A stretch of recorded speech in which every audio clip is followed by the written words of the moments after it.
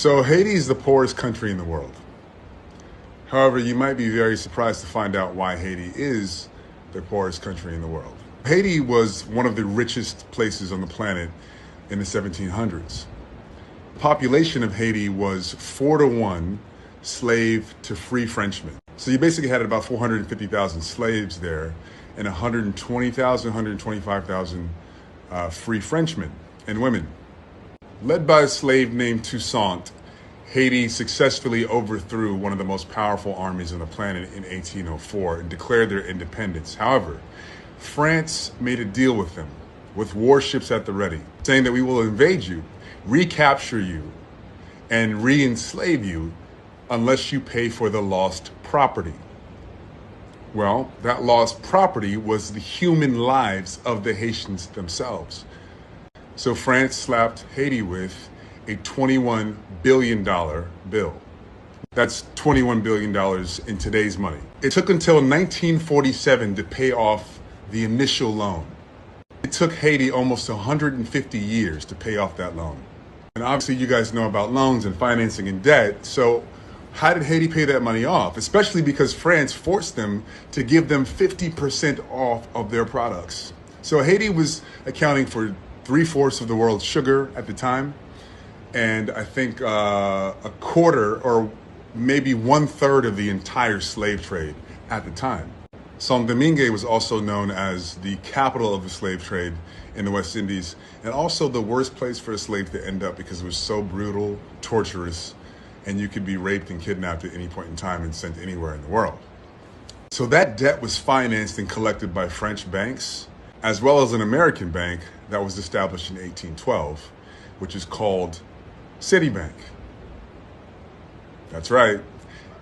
Your bank has been collecting money from Haitian people to pay for their own freedom since 1812 and stopped only in 1947. With the natural resources and the people working the land that Haiti had, it should have been one of the richest countries in the world.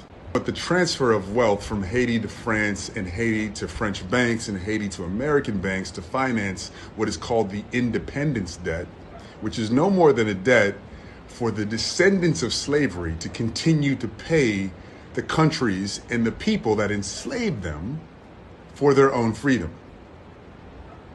It's well documented. It's well documented that the debt was based on slave owners losing their property.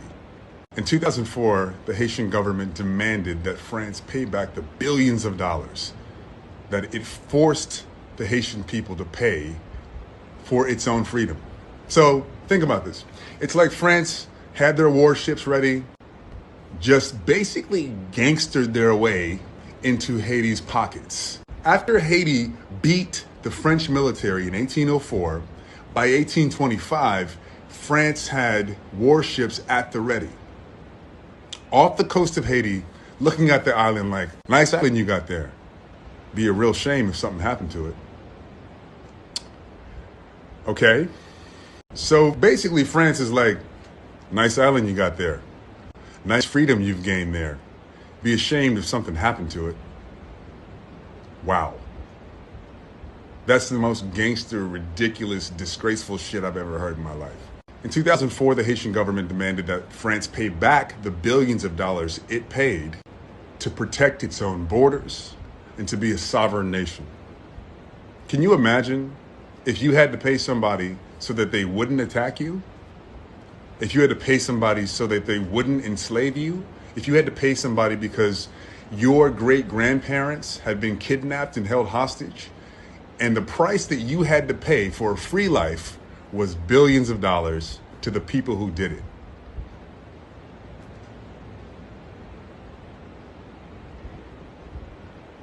I'm trying to wrap my head around what that would feel like, and I guess you have to ask a Haitian person.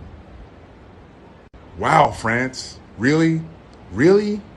And after the Haitian government demanded that France pay back the billions of dollars that it unfairly had to pay to France to keep their sovereignty, to keep their freedom, to keep their lives, 11 years later, in 2015, France said, fuck you.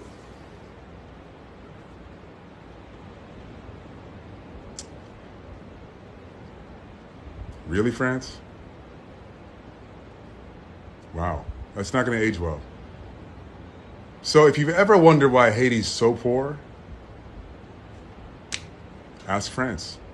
This is the most egregious and famous independence debt that the Caribbean has had to pay to its former enslavers. But it's not the only one. Just imagine where this world would be if black people didn't have to pay back the children of the enslavers. Now, I really want you to think about that for a second. Where would this world be if the descendants of slaves didn't have to pay back the descendants of the slave owners? The descendants of slaves had to pay back a debt to the people who enslaved them and their children and their children and their descendants. Where would we be if that ridiculous shit never happened? Where would Haiti be right now if France gave them back the $21 billion that they gave them for their lives and their freedom? People refer to reparations as if it's not owed, as if it's a controversial stance. However, nobody said shit when Haiti had to pay $21 billion just to keep their lives. So somehow it's controversial that the descendants of the people who were held hostage and kidnapped want to be paid for their troubles, want to be paid for the injustices done to their ancestors, and how those injustices play out and manifest in our lives today. There needs to be repair of that. However, that's a controversial issue, but it's not a controversial issue for some reason that the Haitian people and several other islands in the Caribbean had to pay back the slave owners and the slave owners' descendants for loss of property.